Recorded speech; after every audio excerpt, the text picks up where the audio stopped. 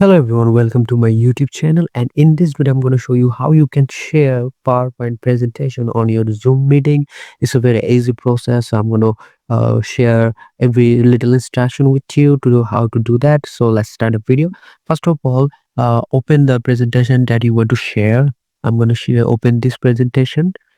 Yeah, this is the presentation, and after that I'm going to go to the meeting, Zoom meeting.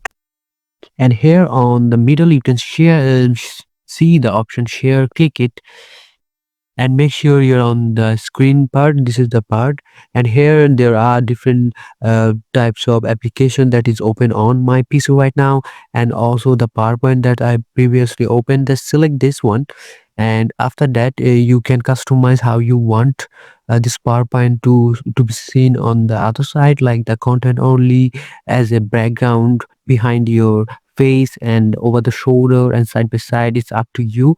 You can see the preview on the top of the right screen, how it will look. Here it is over the shoulder and side by side. So I'm going to select just content only. I'm going to share the presentation only, not my face. And to share it, just click share. And as you can see, uh, you are screen sharing mode. I'm going to just delete it.